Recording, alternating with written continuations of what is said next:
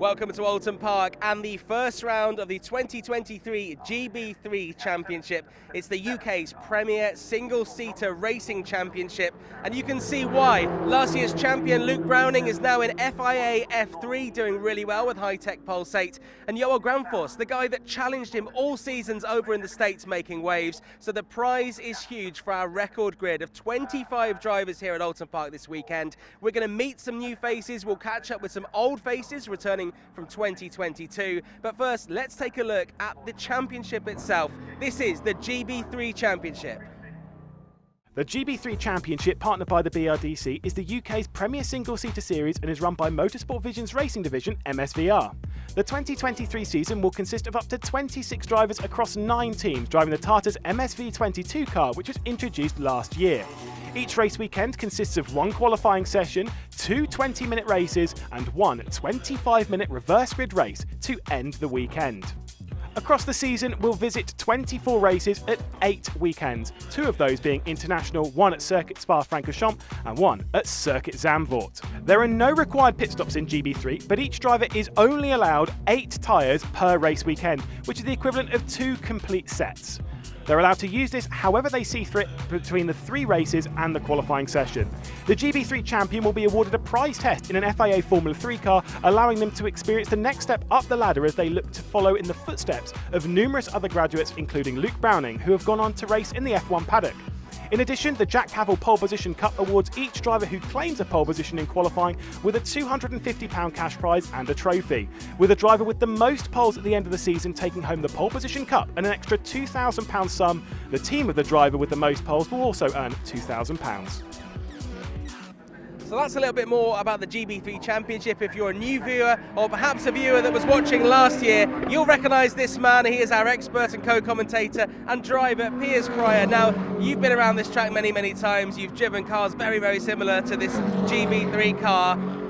It is the pinnacle, as I mentioned earlier, of UK single-seater motorsport, and some of the speeds they're getting up to are pretty breathtaking. Around this Oulton Park circuit, which is fairly tight and twisty technical circuit.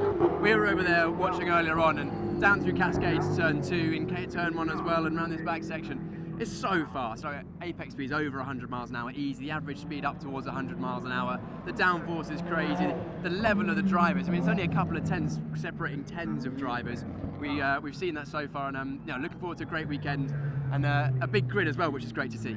Yeah, a record grid for GB3, and a lot of drivers who are returning, but also a lot of talent from around the world that have found their way to GB3. We've only had a handful of testing days. Now, as a driver yourself, every day is very, very important, and we had a couple of days that were snowed off at Silverstone, which is a huge issue that probably a lot of the drivers, especially from maybe America, haven't dealt with before. But if you get red flags in sessions, it cuts down the time. Do you feel like there's enough testing time, or should there be maybe a little bit more?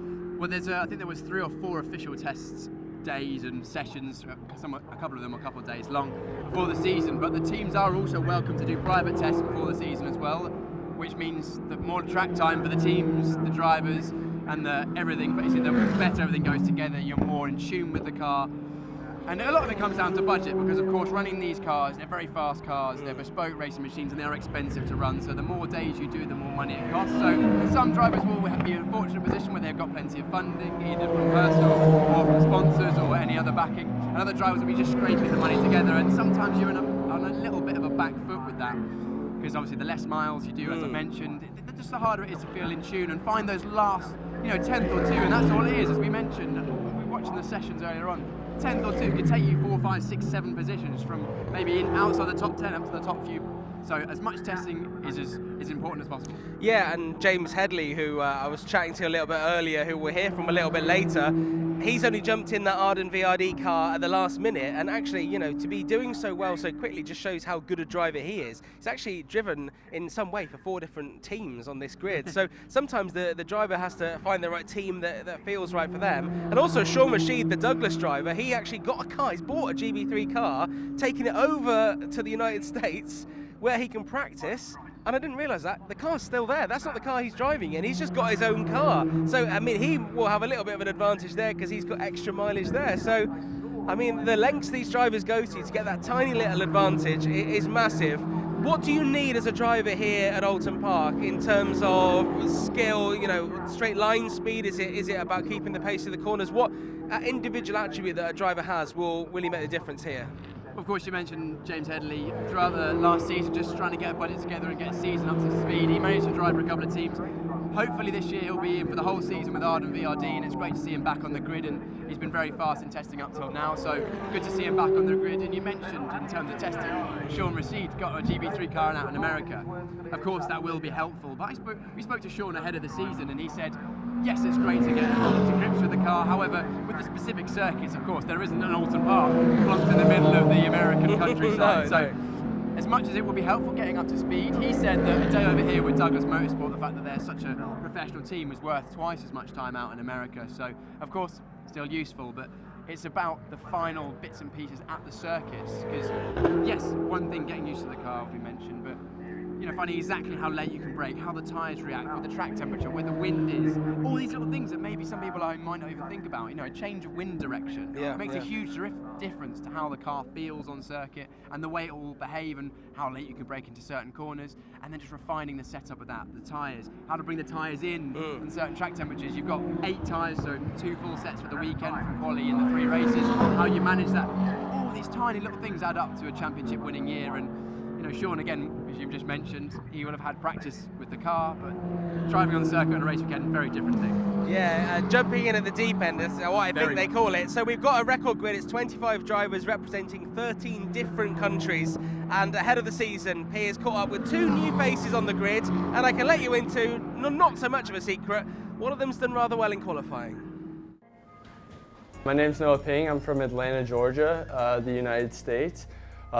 Came out here, got really lucky, got the opportunity to come out here and race GB3, which is a great series from what I've heard and a lot of exposure. So coming here to hopefully put my name on everybody's list and do good and hopefully go for the championship, but we know it's probably a 2-year deal, so just learn a lot, get quicker every single day and push.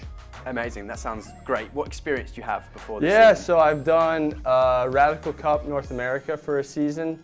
A bit in and out. I used to play semi-professional hockey, so I was doing hockey and racing at the same time. And then last year was my full racing season, which was United States F4, which I placed 3rd in the point championship. So, and of course, you're racing for Arden VRD. Is that kind of come from the connection you have with VRD? Yeah, definitely. That's who I race for in the United States F4. So Dan Mitchell has done wonders in the States, so he wants to bring it back over to his hometown, home country, and he's bringing American drivers, which is really nice because most American drivers don't get good raps over here, but I believe that we have some really talented drivers over in the States. Of course, with that limited experience, what are your sort of thoughts, hopes, expectations for the year? Yeah, definitely. I mean, I like to set my goals high. I'd like a top 10 in the championship for sure. I know it's a bit of a stretch, but if we can keep my nose clean and the team work together, push hard, Arden VRD push me and then I push them as well, and I think we can achieve great things. Definitely. And are you going to be based in the UK this season? We're working on it. I don't know. I'm a bit in and out because of the days, you know, so I think we only get 180 days, so I gotta watch the days, but I'm going to try my best to be over here as much as possible. Brilliant. Well, Noah, great to meet you, and I hope you do well this year, and I'm looking forward to seeing how you get on. Thank you, appreciate it.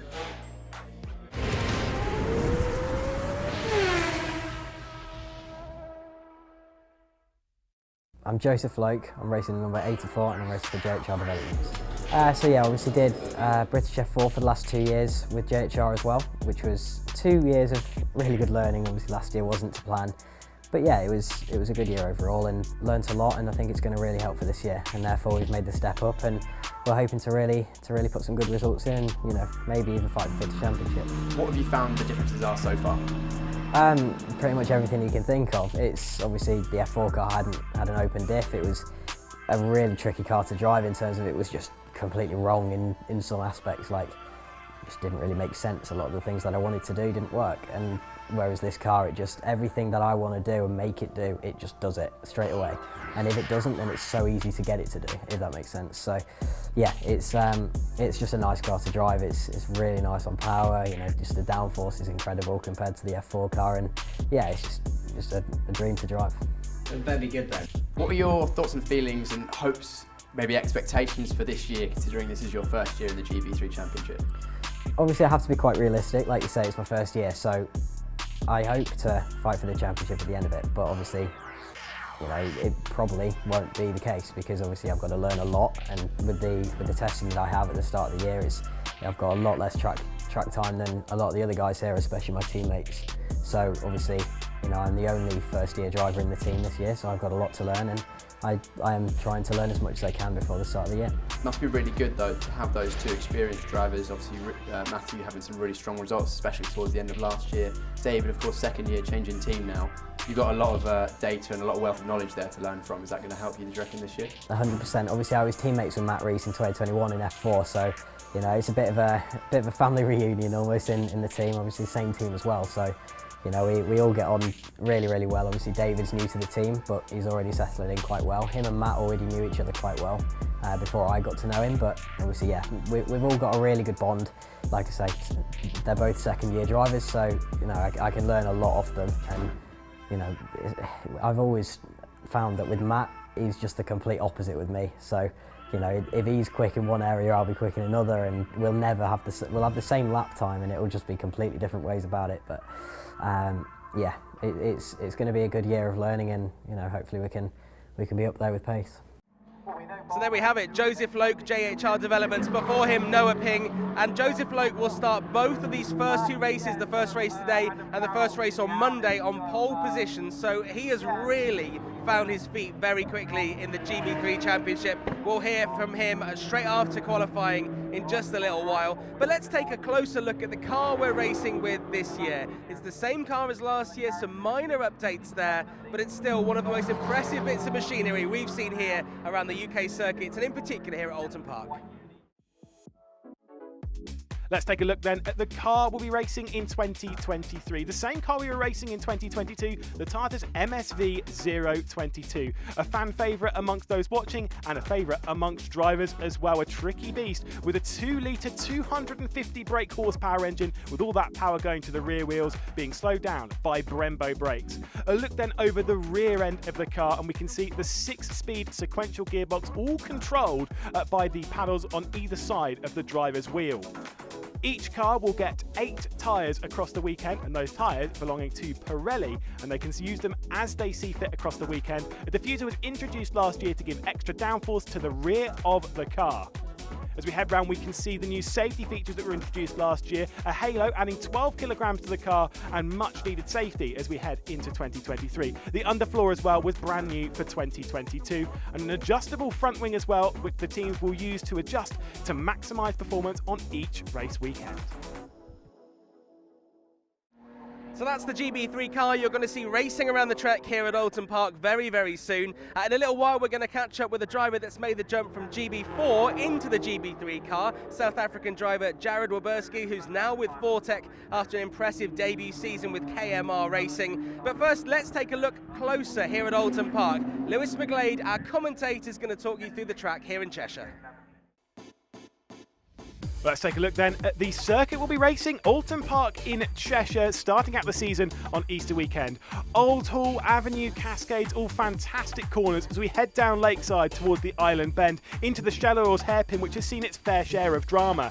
Through Britons, over Hilltop and down towards Hislops, before we get Knickerbrook, Clay Hill, Water Tower and the fantastic double right-hander of Druids. Under the bridge as we head down towards Lodge Corner, and then up and over the rise at Deer Leap. It is an undulating test of a circuit at Oulton Park, with 17 fantastic, challenging turns sending us around the Cheshire countryside. It really is a difficult circuit to nail every single one of the 2.692 miles that is progressed by each of our drivers across the weekend. 22 metres of elevation, most of that done down at Clay Hill. It is a big, big test.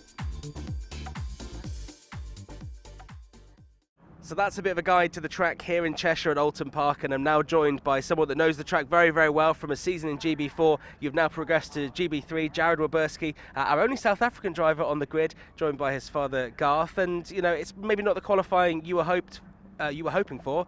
P11. but you showed some good pace in testing, so I think in the race maybe you'll be able to get those lap times down and get it together. Yeah, I think in testing we've shown we've been really quick. We've been in the top 5 pretty consistently, so P11 for the first race isn't where we want to be, so a little bit disappointed in that. But I think there's some positives to look. I think in the first run in quali we were within the top 5. It's just we didn't run a second set in quali, so we saved that for the race, and we just need to try and use that to maximize the race. And we know we have the pace. It's just all about putting it together and keeping it clean out there. Yeah, absolutely. You've obviously, as I just mentioned, progressed from GB4 into the GB3 car. Are there similarities? What are the differences? I mean, is it like learning a completely new car, or can you bring stuff from last year in? As a non-driver myself, I have no sort of concept of this, but I'm sure you can tell me everything. Yeah, there's a few similarities. I think one of the biggest things that helped was the tyres, because we run the same set of tyres from GB4 to GB3. So learning the tyre, I had done that last year, so that was really good. But otherwise, the car itself is completely different. A lot more power, a lot more downforce, and a lot different driving style you have to use in a lot more aero car, you could say. So testing's been a lot of me adapting and learning and adapting my style and adapting the car to suit me, which I think we've done a pretty good job at, and we'll obviously keep chipping away.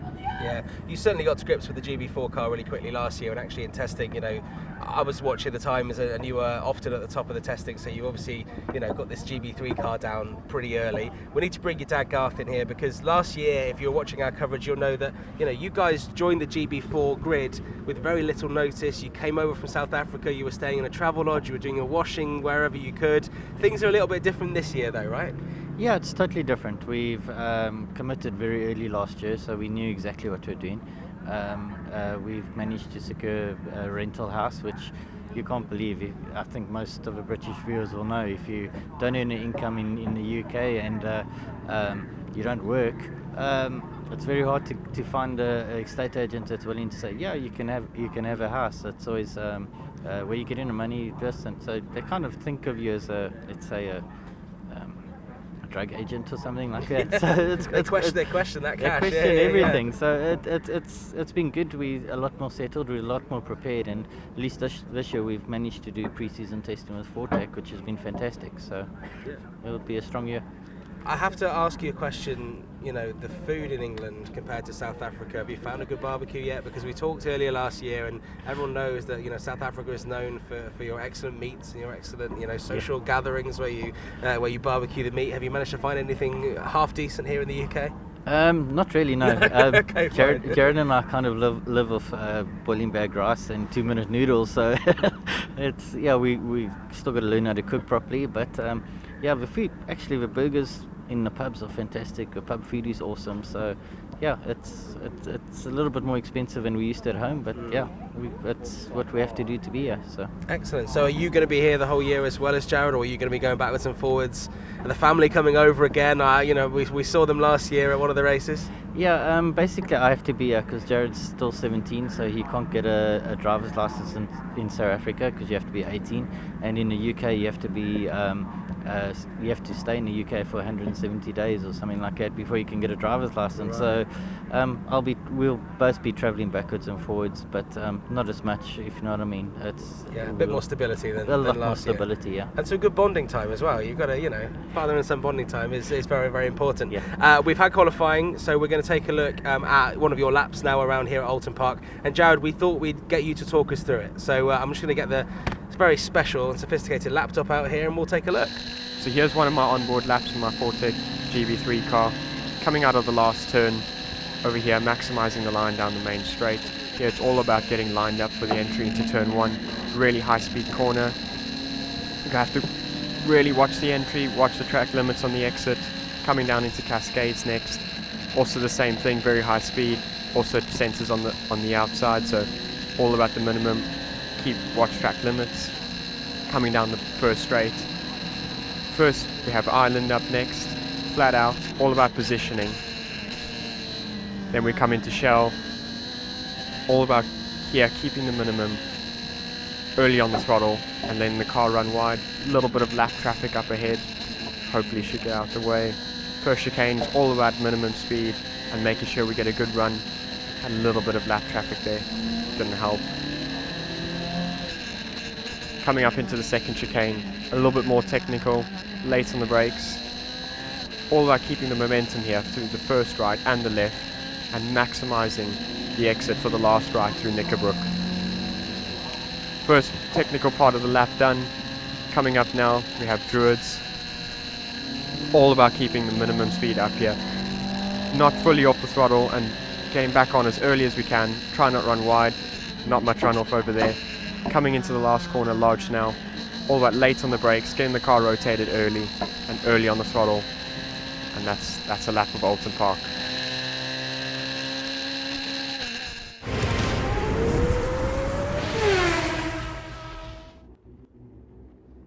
Good to see Jared Wilberski there back on the grid, Piers. I was going to hope to chat to you a little bit more about Jared. We'll have to save that for race 2 this weekend, as the cars, as we've just seen, are going out onto the track now. 25, a record number of cars in the grid. Quick word on that, Piers. Is that going to be a little bit tricky because you just got so much traffic around you? I think in the race it doesn't make a difference because you've got cars in front and behind, but it's great to see so many GB3 cars. There are no cars at this level since like the 70s, but in qualifying it was so tight. I'm sure we'll run through it in shortly, but I think it was from 4th down to like 13th place was like 2 or 3 tenths of a second, so that's how big the margin was, how small the margins are and how big a difference a small mistake can make. Yeah, but great to see. There we go. Well, Joseph Loke, his first race in GB3, he starts on pole position. Let's race here at Oulton Park.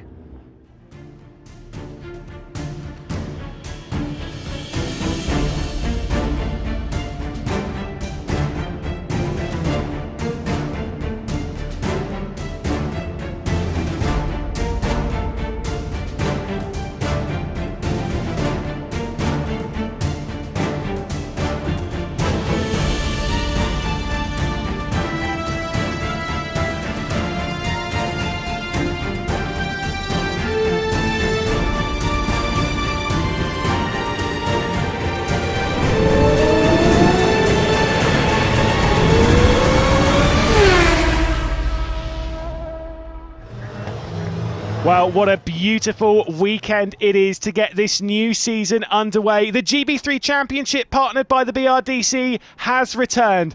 And what a return it is. We head to Oulton Park, we head to Cheshire, and what fantastic sunshine has greeted us. It was an excellent qualifying session earlier on in the day, which saw an unbelievable double pole position for Joseph Loke. He'll be starting from the front of the field in the very first race of 2023. What can he do from there, though? We'll have to wait and see. I am sure we are in for yet another thrilling instalment of this championship. It was breathtaking last year in a championship fight which saw Yoel Gramforth taking it all the way to the end with Luke Browning. Unfortunately, he wasn't able to do it. Browning would take top honours in the championship and would go on to race in the FIA Formula 3.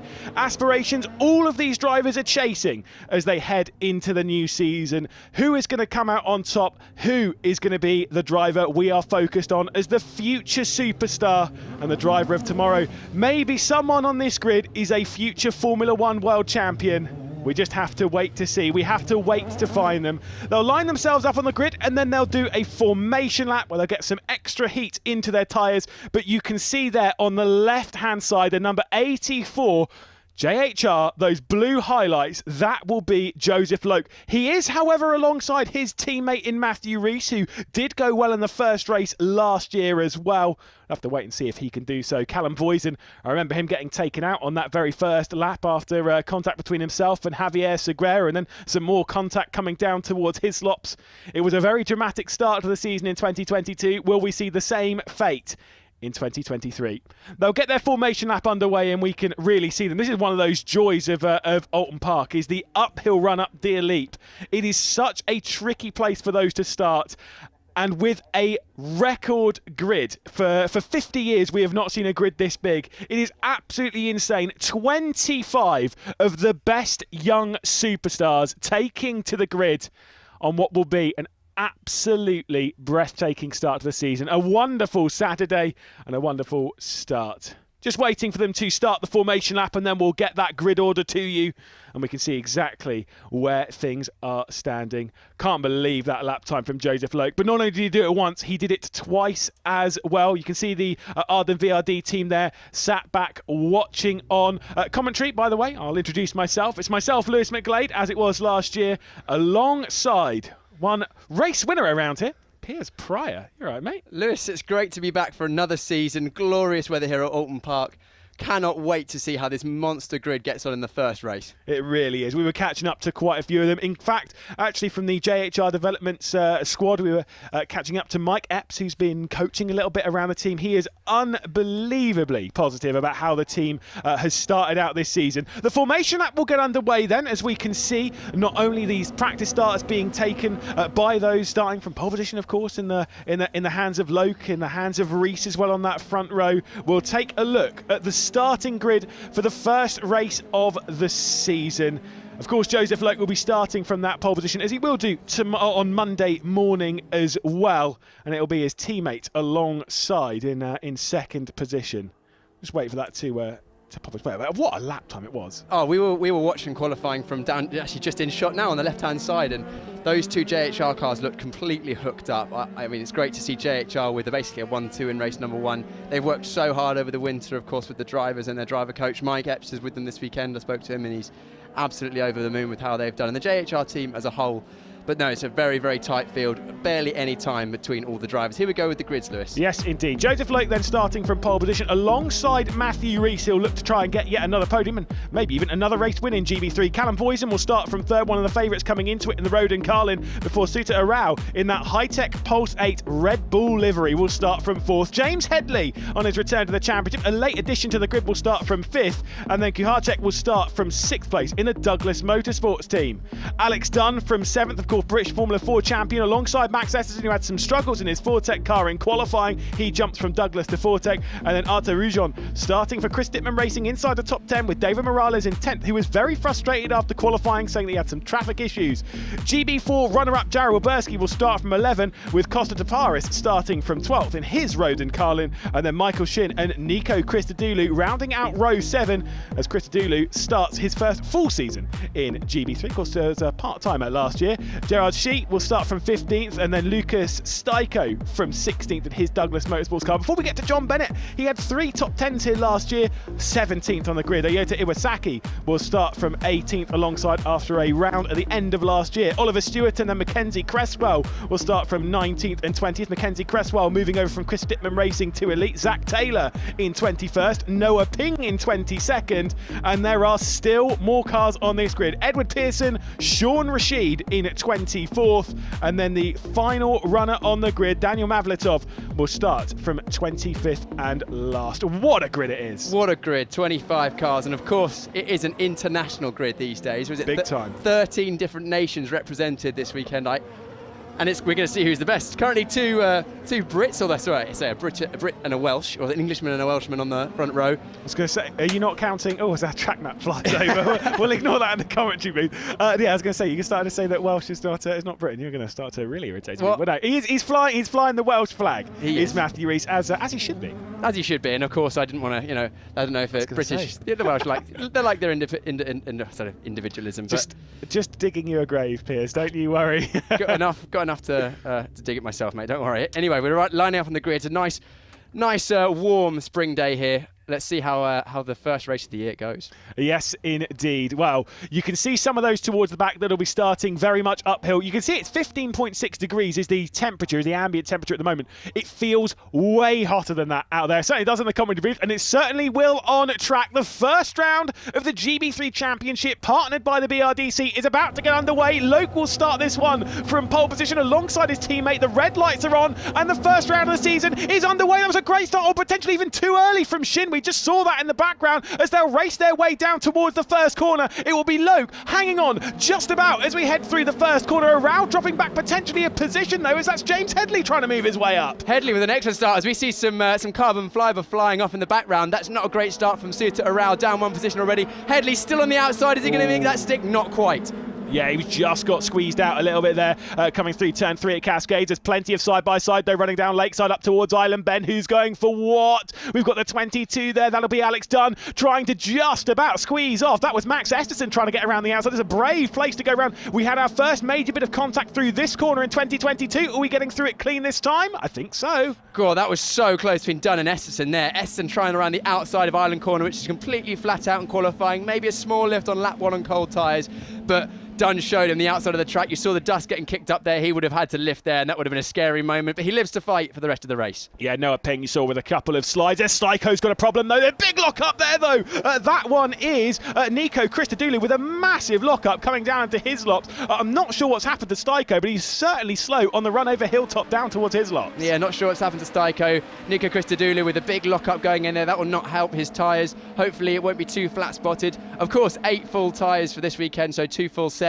And you won't be wanting to flat spot them. Headley looks up the inside of the last corner. That's an excellent move. It's, a Rouse squeezes in. That's on the limit of defensive manoeuvres there. That was a big send from Headley, but he's going to try and do it up towards T1. They go over Deer Leap. They complete the first lap of the season. Headley's trying to move his way up. He'll send his way down the inside into that first corner on the left-hand side in that grey, that charcoal grey and orange. Oh, he's nearly gone for a bit of a spin there at the first corner, but he has made his way up that position. And there in the Douglas Motorsports car, that is Styko, Lucas Styko, who's having a couple of problems, and you can see there it is a puncture. Yeah, must have been some contact further down the field that we didn't quite see, as we see some more carbon being flicked up on one of the cars. That is the Chris Dittman car of Erosion, who's having a look on the back of the Douglas blue car of Kuharczyk there. This front group closing up behind Headley, with Headley overtaking a row, and it is nose to tail between, I don't know, 3rd place and potentially 10th.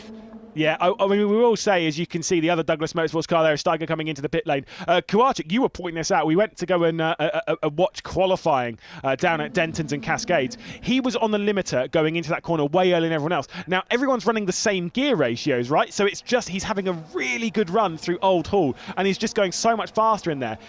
Is it a good overtaking opportunity, though, down into Cascades? Cascades isn't really an overtaking opportunity. Minimum speed about 105, 110 miles an hour, barely a break, just down 1 gear. But Kuharczyk was very, very fast for that section. I spoke to him after qualifying, and he said that, yeah, I have had good pace in Sector 1, and the car seems to be hooked up. But here we go, here's the Rodin Carlin car of Piers. Oh, hang on. Headley's been passed on the outside going into the last corner. He must have had a slow exit from Druids or potentially some other form of issue, but Headley getting dropped. He got ahead and then got dropped back behind Cedar Rao, and he might have some more problems here heading down into the first corner. Kuharczyk's going for something, but look at that in the background. You do have Rugon and you've got Dunn there also trying to find his way through. Dunn might actually make a move here up towards Cascades. He's got the inside as they run through Denton's. It'll be the outside through Cascades. Dunn's going to send it in that silver and orange high-tech pulsate machine. That might just be a good attempt, but it might cost him. He's still overlapping there, but that's allowing, that's Esterson through. There they go, side by side once again, but rolls reversed from lap 1, but Dunn keeps his foot in. Esterson sniffing up the inside, not quite. Small lock-up from Dunn into Charles, but that manoeuvre is done. All in the end, no one moved, but it was a lot of drama. What a start to the season, by the way. A couple of laps there and some breathtaking action. Absolutely love this 2023 season of the GB3 Championship already. Falling in love with it. I mean, I cannot wait. Headley then, big time on the defence. I think he is having some form of problem. Kuharczyk's all over the rear end of him. He's dropped massively off the back of Suto Rao. What is going on with this car? I think Headley must have some sort of straight line speed issue, whether it's engine or, I'm not sure, gear selection, because he got passed on the outside going into the last corner, which is only really an issue if you've got a straight line issue. Maybe it's intermittent, because he seems fine up Deer Leap and through Druids now. Let's have a look and see if Kuharczyk can have a look into the last corner. No. Seems okay. Well, actually, I don't know. There's something is not all right with Headley's car, which is a shame because he had such a strong qualifying. And we spoke to him beforehand, and it looked like he had a last-minute deal to get on the grid, and he was over the moon with a 5th place in quali, but he's struggling now. I just want to clarify, by the way, that number 11 that is in the middle of all of this, as Suto Rao sets the fastest lap of the race, that blue, that Douglas Motorsports car, that is Lucas Styko, who is not full position, is a lap down after that early puncture. So do not worry about that car being in the middle of it thinking, hey, that's not lining up on what I'm seeing on the live timing. Here is John Bennett, who I think also has had some problems right at the start of this race as he drops down. Potentially Styko came in the pits to the rear puncture. Maybe Bennett went in with the front wing, and that might have been the contact that we didn't see on camera. Oh, we did see the carbon go up. Yeah. There was so much action with 25 cars on the grid. We can't physically see it all. So yeah, that was Just cleared some action all the way down the field as we still got this action for the middle end of the top 10. Kuharczyk keeping the pressure heavily on Headley in that Arden VRD car. Yeah, Headley's looking like he's got some great pace in that Arden VRD. I got to say, I mean, yes, I know he's struggling at the moment, but he has had some brilliant pace throughout the weekend thus far and looks to continue all of that. You can see there that black and yellow car, by the way, not an Elite and not John Bennett's Carlin. That is a hill speed that belongs to Daniel Mavlatov, who's worked his way up a couple of positions up the order. There, once again, is James Headley in that battle for 5th. This is nose to tail. Look at that. Look, there's barely half a second between any of the cars on circuit, apart from the 2 leaders. JHR are basically clearing off.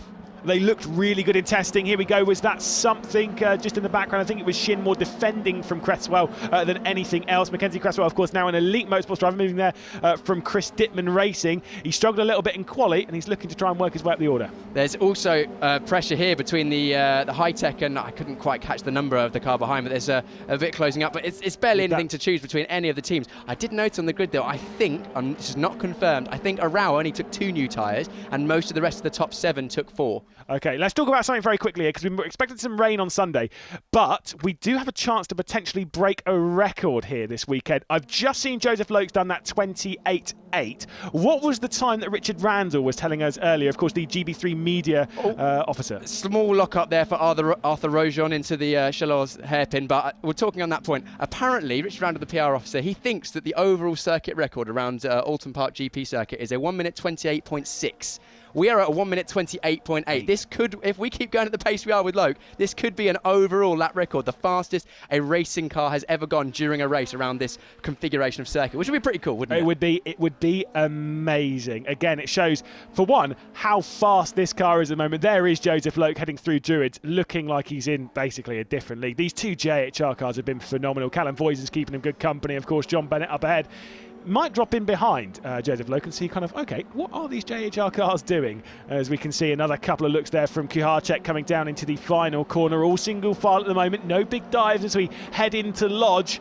Once more, no one's going for anything too dramatic at the moment. Everyone's being calm, as we expect from a very mature grid, to be honest. Yes, it's a very, very high-quality grid this year, 25 of the best. We're looking at Jared Waberski here, the only person who stepped up from GB4 last year, which is great to see, that that sort of ladder from the GB4 Championship, which you'll catch later on the live stream, of course. As we see, that was Kuharczyk? No, that would have been Styko. Styko going wide at the exit cascades there. You have to be careful, because if you run too wide, the car bottoms out, and then as soon as it turns to grass, it's easy to get suspension damage there. As we see pressure being mounted now, that is Kuharczyk mounting pressure. Go for it. Yeah, he looked like he was close enough to have a move, but not quite. It's not, again, even this Chalor's banked hairpin, as much as it's probably one of the slower corners on circuit, these cars can break down from top speed to pretty much a slow corner so sharply, and that is quite a narrow part of the circuit. An overtake is quite difficult. Did you ever make a move into there? I did not. I did not. I tried on lap 1 and broke my front wing. Yeah, but you came back and won, so it's fine. Not in that race, but you know. Yes, in the reverse grid race I did. That's fine. It was quite a drama-free reverse grid race, thank goodness for me. But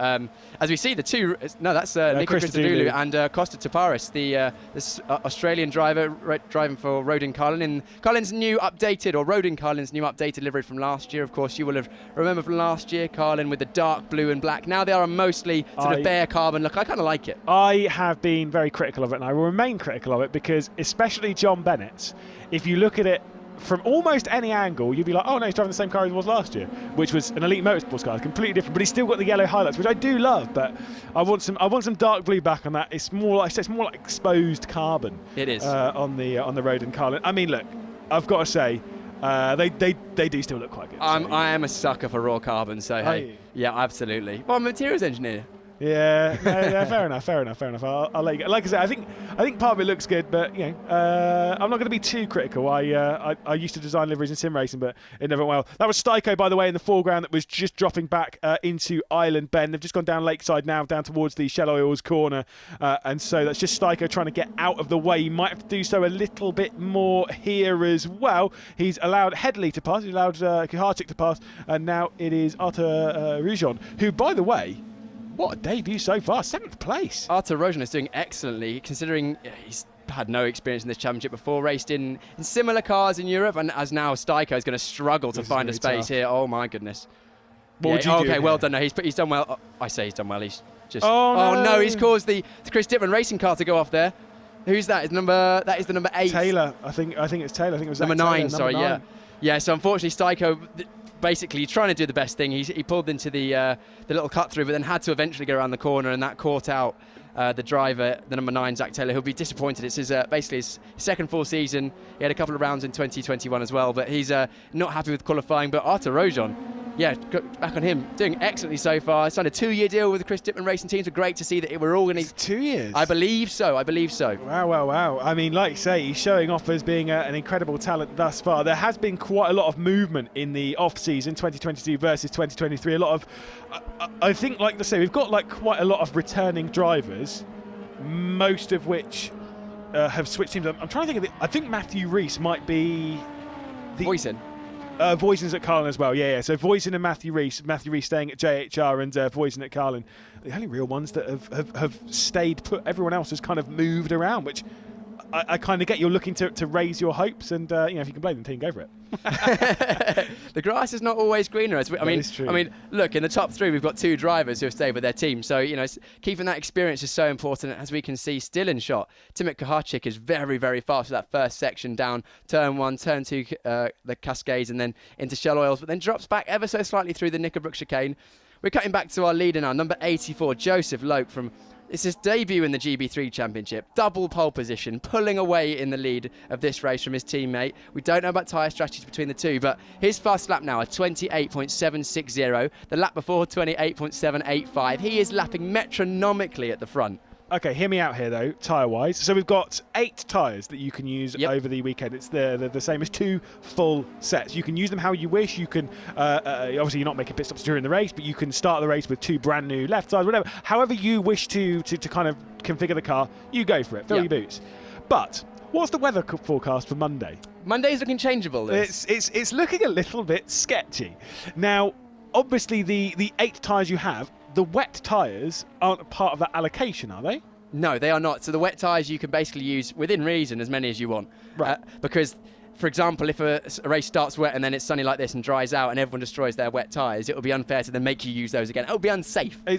Now, the reason I'm bringing this up, because you might think, you're talking about races that are miles away from now. This is Monday. We're talking about this race. Mavlitov's had a problem potentially. Is that out of Shell Oils? No, it's out turn 1. Looks turn like 1. No damage, but you can see there's some pickup on the right-hand side. So whether he's made a mistake or whether there's been a mechanical issue, we're yet to find out. But hopefully he can just roll to a place of safety and not cause any issues for the drivers. Cut out? Let's have a look.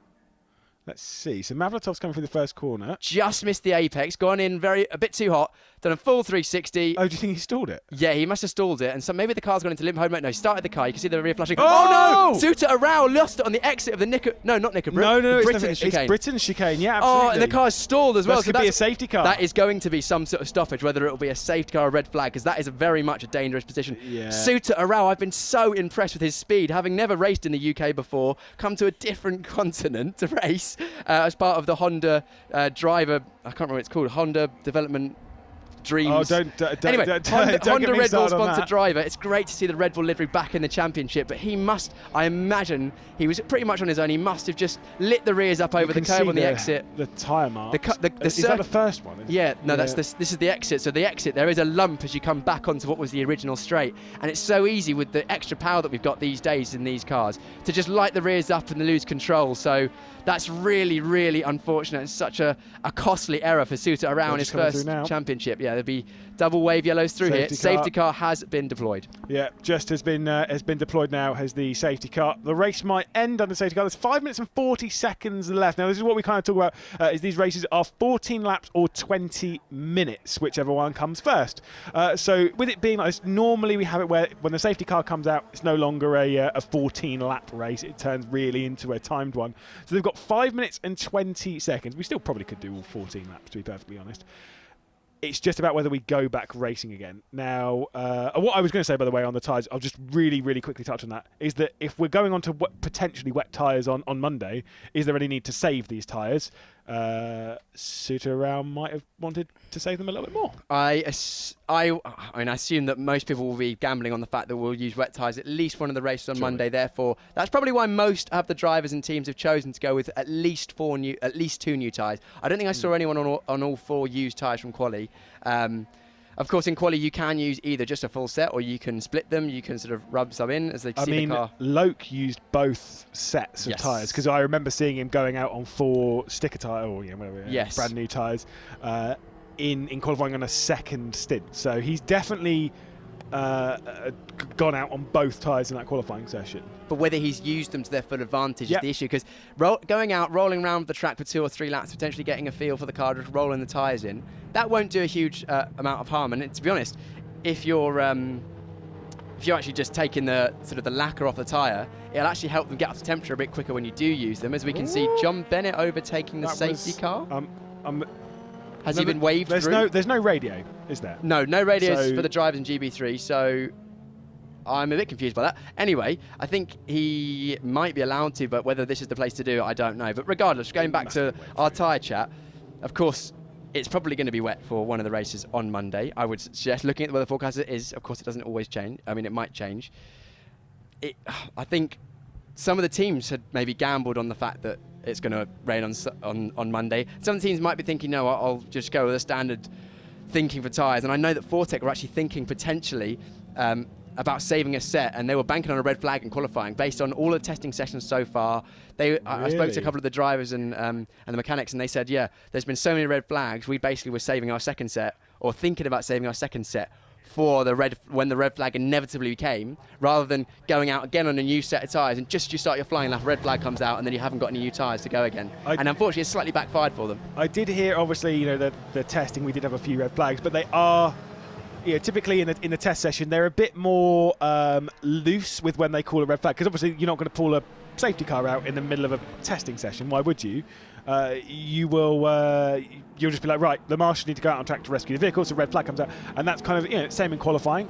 If there is an incident like that, it's almost just an instant red flag, because there's no point in doing it under double waved yellow. It's just like, look, the session's over at that point anyway. Red flag it and then clear them, have that space to clear them. And if we were informed... Oh, lights out on the safety car, Lewis. Yeah, I know. I was going to say this. The marshals have been absolutely phenomenal with clearing that. So Joseph Loke, we'll discuss what you were about to say in a moment, because I was seeing your live timing there. Let's see what Joseph Loke can do. So it will go to a time race. We've got 2 minutes and 20 seconds left to go, so there'll be a couple of laps as we'll see the racing up and over the line. Loke able to hang on to the race lead, of course, but it's looking backwards. Oh, There's a big drama. Who is involved in this? We have the number 16 that belongs to Mackenzie Cresswell. Taparis and all of that. Taparis and Pearson, was it? Yes. Oh, dear. So there's three cars involved in that. That would have been a concertina as everyone slowed up for the last corner for the safety car. With so many cars, the concertina effect can come into force. Arthur Rojon had a very tardy restart. He was in danger of being overtaken by, I think it was Esterson. No, not Esterson. That's Dunn. Oh no, maybe Dunn actually got past Esterson. Yeah, we'll double check that. I'm expecting, by the way, with all that damage, I am expecting this to come back under the caution of the safety car, as they'll leave their way from Britain's and head their way down towards Hislop's. Once again, fantastic restart from Joseph Loke, who's just checked out once more. There was a little bit of a look there from Nico Christodoulou in the more charcoal grey car rather than the sort of silvery of the number 23 that belongs to Michael Shin. Up Clay Hill they'll go, and towards Druids once more, and towards where that incident was. Yeah, one person we haven't spoken about a huge amount is Callum Voisin. Very solid in third place, started third, finished third. As the guys, you can see them getting out of the way. Cars rolling back on circuit. Oh my goodness, this is not good. What are you doing? That car needs to stop immediately. Oh my goodness. What has happened? Stop. Obviously, it's got no control. Thank goodness everyone missed that. Wow, that's a great job by the drivers. Of course, marshals can't do anything about that. The car just... They need to stay away from it. Yeah, exactly. As soon as Taparis got out of the car just rolled backwards down the hill, and I imagine looks like we're going to go under double wave yellows in that last sector until the checkered flag. As we see Dunn looking up the inside of Rosen and lost his front wing. That was a very, very... Oh, and it's been a puncture as well. There has definitely been a puncture because he's not on the circuit anymore. I mean, yeah, that was a bit silly. Was that Rosen gone off as well? Yeah, he's definitely had a puncture from that. It would have been a rear left puncture.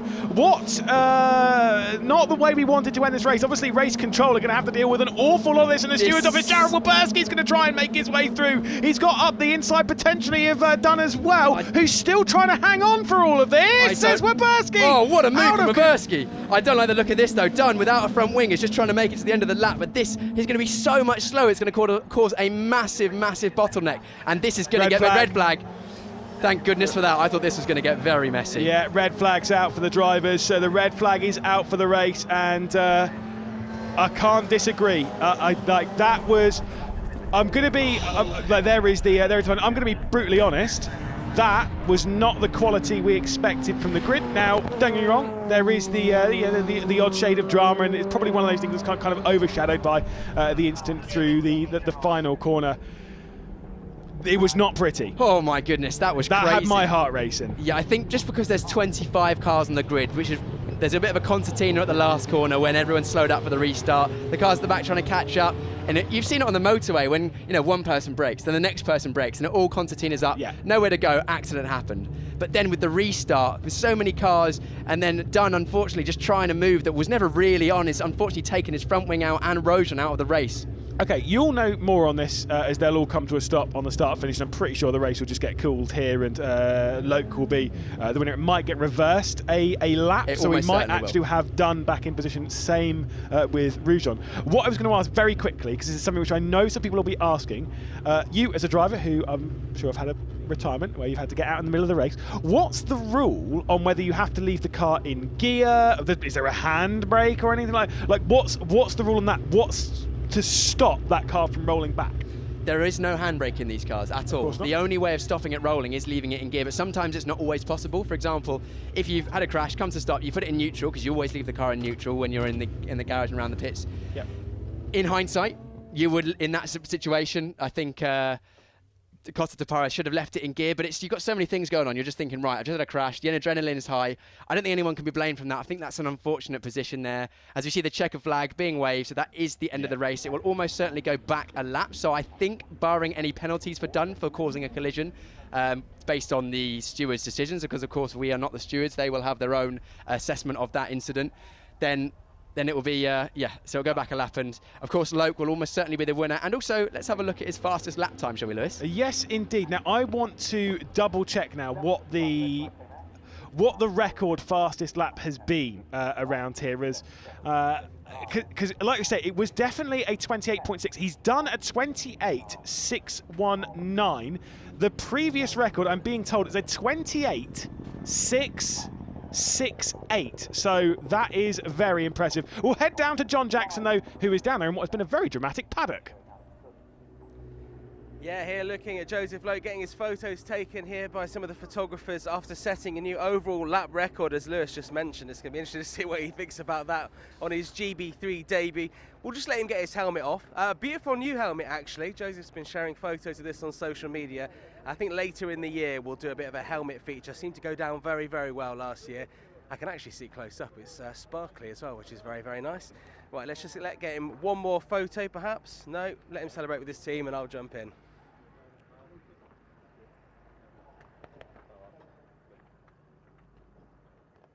Well, Joseph, we're going to jump straight in with you because, it's your GB3 debut. You set pole position, you've now won the race, and you've set a lap record here at Oulton Park. How do you feel? Ecstatic is the best word I could think of, if that even does it any justice, yeah. Just can't believe it. It's such a dream weekend for me. Obviously, last season didn't start off the way that I would have wanted, and this season I started exactly how I did want to. So, it's just so happy to obviously have such a quick pace at the moment. Obviously, it's not easy beating some of the guys on this grid. So, yeah, just really proud of myself and the team. You said to me earlier you wanted to just get a good start and get out of trouble, and that's what you did. And Matthew Rees, your teammate, was just behind you, pushing you all the way. But you did, before the end there, manage to just get a gap that was about a second, and then you managed to start pulling away, and it just looked like you were never going to get caught. Yeah, exactly. Obviously, I was just maintaining the gap to start off with. Then I wanted to, when the tyres were there, and I knew the car was at the fastest, I just wanted to try and get a fastest lap. I'm not sure if I did, but yeah, just wanted to see what I could do in terms of lap time, and then I just called it off towards the end. And then obviously the chaos of whatever happened behind me, I have no idea. But yeah, obviously, shame it was cut short. I wanted to go across the line to take my first win, but yeah, still really happy, and it's the exact start to the weekend that we wanted. Yeah, well, it still counts. You have an overall lap record here at Oulton Park, so congratulations, race winner Joseph Loke with JHR Developments. We'll let you go and continue your celebrations with your team. We need to find your teammate in the meantime. Where has Matthew Rees gone? Oh, he's over here. Sorry, all over the place. Well, congratulations, second place there behind your teammate Joseph Loke. You were pushing him all the way. Yeah, I'd say. Yeah, it's hard to take, but it's good result, good start. I'll come back next year and hopefully I might go one better. Seemingly every year we seem to get just one, so come back next year will be better. Hey, but look, we were chatting in this very area at the first weekend last year when you got a podium as well. You're not going to swear this time, hopefully. But no, don't promise anything. Get the bleeps ready. But you know, it's a good start to the season and a good start to the weekend. I know you're a little bit disappointed that you maybe couldn't challenge for first place, but I think it's a positive start. Yeah, it's a good start. I'd say needs a few fine tweaking just to be where it is, but yeah, I'd say we're quite strong and hopefully we can just move on and get a better result in the next one. But I don't think so because it's P5 this time instead of P2. So yeah, just hope. You'll be up there. Matthew Rees, second place for JHR. Thank you, mate. Thank you very much. Let's go and find Callum Voisin. He's all the way over here for Roden Carling coming third. We're just going to go past all the team. Congratulations, third place. We were talking about the importance of getting a good start to the season. Obviously qualifying was strong for you and you're just continuing your form for 2022. Yeah, for sure. I mean, you know, I guess we picked up where we left off last season. You know, starting with a podium, couldn't really ask for much more. My start was a bit meh. I didn't get a great one. I got a little bit too much wheel spin, but you know, after that I just kind of controlled where I was, and it's really hard to overtake around here, so you couldn't really do too much. But no, really happy result and nice start 2023 with a strong result. Was it a bit daunting with Suter Aral behind you and that Red Bull branded car just in your wing mirrors for quite a lot of that race? Yeah, for sure. I mean, it's a bright car for sure. I quite like the look of it, but no, I mean, I had it under control. Obviously, my tyres started to kind of fade away towards the end of the race, but yeah, I mean, we had a bit of a mishap, seems like, at the last corner, so managed to, you know, just hold on from there. Absolutely, congratulations, third place for Callum Voisin. For Roden Carling, we'll let you go and get to the podium, and I guess we'll head straight back to the podium now. Lewis McGlade will talk you through it, and we'll try and chat with some of the other drivers after quite a few eventful laps at the end there. Certainly so, and yes, a interesting first race of 2023 for all of our drivers, and it's got to be said, what an unbelievable way to start for Joseph Loke. I mean, we've seen before, whether it's in British Formula 4 or wherever, he has had you know, a super pedigree and a super talent. To have come to this grid, I was having a chat with his auntie earlier on. I was having a chat, of course, with Piers as well before we went live. I thought Joseph Loke, this season, he would be in for a couple of race wins. I would maybe hover around inside the top 5 in the championship. I did not expect him to win the first race, and not only that, set a lap record as well. What an insane story. Well, I'll hold off on the full confirmation on the lap record, but like we said, he did set a 28.618. And like I say, incredible. He had to beat 619. He had to beat a 668. So yeah, you do the maths on that one. It is certainly fast. We'll wait for them to get onto the podium after a red flag. So obviously, race control will have to double check everything, dot the I's, cross the T's, make sure that everything's set, return it back to the order from a lap ago. The results will be on the website. We won't show it on the broadcast just whilst race control are getting everything sorted. So if you want to go and find it, obviously GB-3.net, if I remember correctly. If not, you just Google search it and it'll be fine. It is GB-3.net, and you can find all of the information not only on the race results, but you can also find the calendars where we're racing. Maybe you want to come along for a round. We are racing fairly frequently across 2023, and there are plenty of races to come along and enjoy. And honestly, with the racing quality we had, I know the end of that race probably wasn't of the same level that we'd expect. But trust me, it was absolutely, it'll be absolutely phenomenal, especially on a weekend like this. Hey, maybe you want to come by on Monday as well.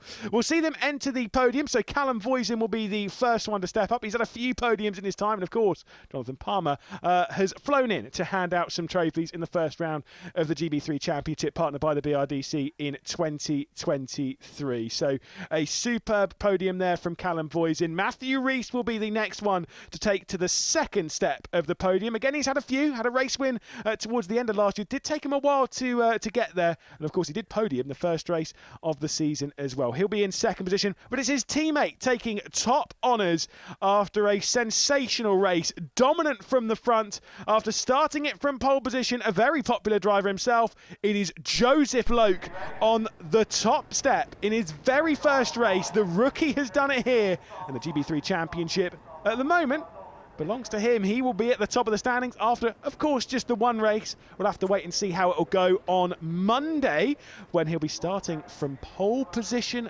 again. Can he have the same feet? Will it be the same conditions? I think that one is very much unlikely. It is looking like it is going to be quite a wet race for them to deal with.